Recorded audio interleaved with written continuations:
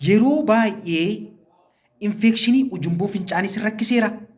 Yeroo baay'ee mana yaalaa deemuudhaan infekshinii ujumboo fincaanii qabdaa isiniin jedhanii beeku yookaan irra deddeebiidhaan mana yaalaa gaafa deemtan dhukkuma kan dhaga'uun baay'ee isin jibbisiiseera.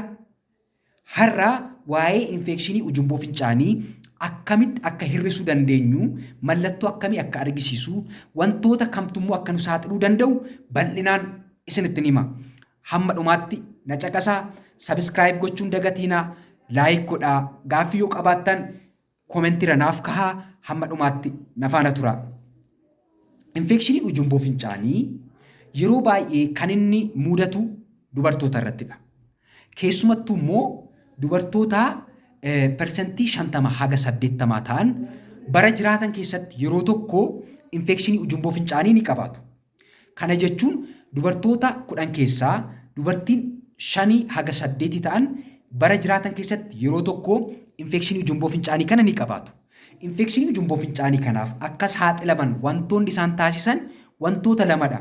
Inni tokko ujumboon fincaan isaanii afuuffee fincaanii irraa gara alaatti baasu baay'ee gabaabaa yookaan shoorti ta'uudha. Inni lammaffaan immoo karaa bobbaa baakteeriyaan yookaan wanti xuraa'aan ba'uuf akkasumas immoo karaa gadameessaa wanti ba'u ujumboo fincaanii kanaaf baay'ee walitti dhiyoo waan ta'eef karaa ujumboo fincaanii kana jarmoonni baakteeriyaan karaa bobbaa fi karaa barrii gadameessaa ba'an illee karaa ujumboo fincaanii kana ol seenuudhaan infekshinii uumuu ni danda'u.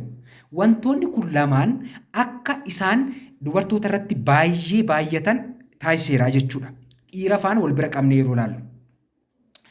Inni gara biraan infekshinii ujumboo fincaanii kanaaf wantoonni nu saaxilan maal maalidha? Inni tokkoffaan dubara ta'uudha jenneerra. Inni lammaffaan immoo dhukkuboonni tokko tokko yoo fakkeenyaaf akkaataan uumama ujumboo fincaanii kanaaf kalee keenya rakkina yoo qabaate inni tokkoffaan, inni lammaffaan immoo yoo cirracha kalee qabaanne, inni sadaffaan immoo keessumattuu dhiirota waggaa 40 booda piroosteet wanti jedhamu jira. Piroosteetii jechuun karaa afuuffee fincaanii gadi ba'u umurii waggaa 40 booda qixii guddatudha yookaan immoo xannacha guddatudha. Ujumboo fincaanii kana waan cufuu fi infekshinii ujumboo fincaaniif nu saaxiluu danda'a. Dhiirota qofaa irrattidha kun kan mudatu. Dubartoonni piroosteetii hin qaban, dhiira qofaatu piroosteetii qabaa jechuudha. Inni gara biraan immoo cirrachi kalee yoo jiraate akkasumas immoo yoo dhukkuboonni biraa, dhukkuboonni keessoo kan akka dhukkuba HIV, inni biraa dhukkuba sukkaaraa, dhukkuba kaanserii faa yoo jiraatan dhibee kanaaf nu saaxiluu ni danda'u jechuudha. Inni gara biraan immoo multiple sexual partner kana jechuun yoo walquunnamtii saalaa namoota garaa garaa faana qabaanne inni kunillee walquunnamtii saalaatiin daddarbuu danda'a jechuu keenya otoo hin taane yeroo walquunnamtii saalaa infekshiniin kun uumamuu ni danda'a jechuudha. Infekshiniin kun karaa ujumboo fincaanii asii ol seenuudhaan infekshinii ujumboo fincaanii uumuu ni danda'a jechuudha. Kanaaf walquunnamtii saalaa seef ta'ellee gochuu qabnaa jechuudha infekshinii ujumboo fincaanii hir'isuuf. Inni gara biraanii yoo infekshinii ujumboo fincaanii nu qabate mallattoo akkam akkamii argisiisa? Inni tokkoffaan fincaan nu gubuu argisiisa. Fincaan nu gubuu, inni biraan immoo fincaan dafee dafee nutti dhufuu, akkasumas immoo nu sarduu. Fincaan baay'ee waan nu qabe nutti fakkaata garuu deemnee yoo fincaanni xiqqoodha jechuudha. Inni gara biraan immoo hamma ofirratti gadhiisuu geenyu irratti illee nu geessuu danda'a jechuudha infekshinii ujumboo fincaanii kun.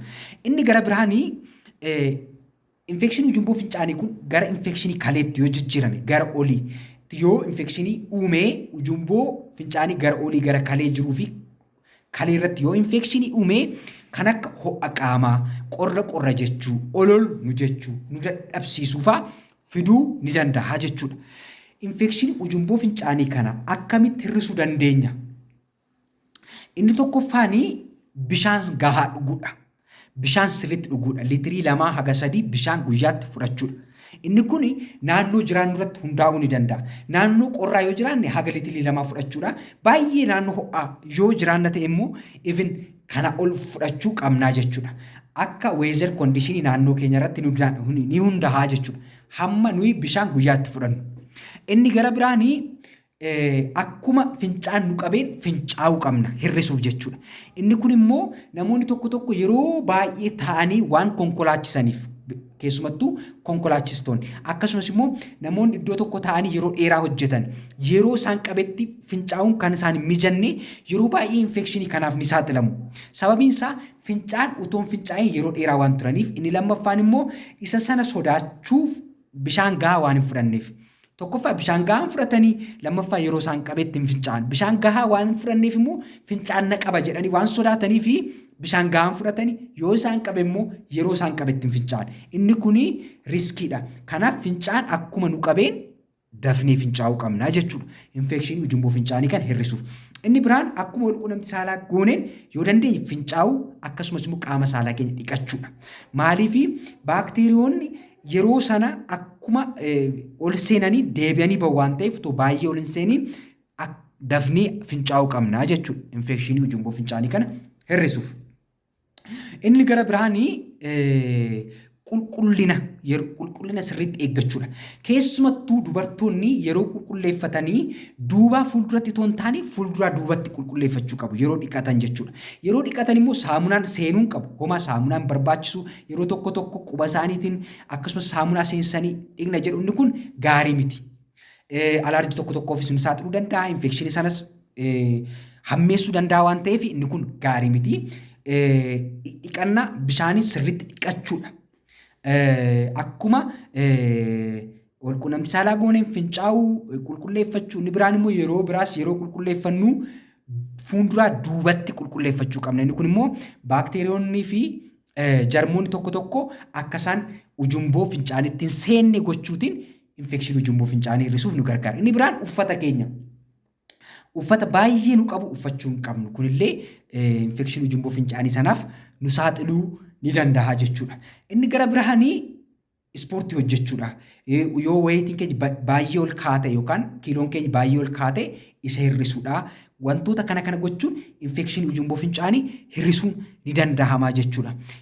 Yeroo kamittiyyuu infekshinii ujumboo fincaanii yoo nu qabee yeroo tokko tokko chillaa jechuutiin haga infekshinii kaleetti kaleen keenyi akka daameeji ta'u akka kaleen keenyi waan biraaf nu saaxilu nu gochuu waan danda'uu fi infekshinii ujumboo fincaanii yoo qabaattan keessumattuu immoo namoonni kana dura dhukkuba sukkaaraa dhukkuba akkasumas dhukkuba kalee inni gara biraan immoo dhukkuba HIV fi akkasumas immoo dhukkuba kaanserii qabdan yerootiin tiriitimentii fudhachuu qabdu. Inni gara biraan utuma milikkitayyuu hin argisiisin fincaan mirmaraa yookaan qorannoo fincaanii godhamee baakteeriyaan fincaan irratti argamuu ni danda'a. Inni kun asymptomatic baakteeriyaa jedhama. ASB jennee waamna jechuudha.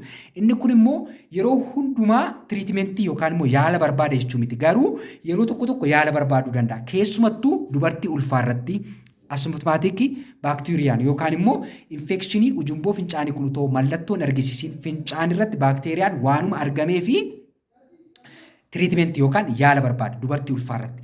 Inni gara biraan kiritikaalii iil peeshentii yoo ta'an fakkeenyaaf yookaan immoo koomorbidii yookaan dhukkuba keessoo warri qaban kan akka HIV inni biraan immoo dhibee sukkaaraa dhibee kaanserii fa'a warri qabanii tiriit gochuu ni dandeenya jechuudha. Haala isaa ilaallee keessumattuu dubartii ulfaa irratti tiriitimentii barbaada. Yoo mallattoo otoo hin argisiisin fincaan keessattiyyuu baakteeriyaan mul'ate jechuudha. Warra kaan irratti tiriit gochuu hin barbaachisu yookaan yaaluu hin barbaachisu jechuudha. Garuu dubartii ulfaa irratti tiriitimentii gochuun baay'ee barbaachisaadha jechuudha.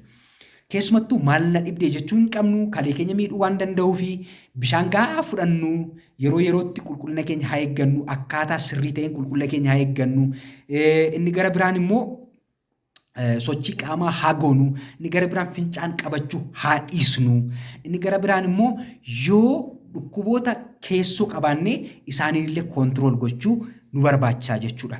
Walumaa galatti wantoonni isin hubachuu qabdanii infekshinii ujumboo fincaanii hir'isuuf har'a waan isin gochuu qabdanii wantoota 5 kana dagachuu hin qabdan. Inni tokkoffaan bishaan gahaa dhuguu, inni lammaffaan qulqullina keenya sirriitti eeggachuu akkaataa isaa sirriitti eeggachuu, inni biraan walquunnamtii saalaa akka gooneen dhiqachuu fi fincaa'uu, inni gara biraan immoo sochii qaamaa gochuu, inni gara biraan fincaan qabachuu dhiisuu qabdu jechuudha. Wantoota kana gochuutiin infekshinii ujumboo fincaanii hir'isuun ni danda'ama. Waan dhaggeeffattaniif galatoomaa. Subscribe gochuun dagatinaa. Thank you.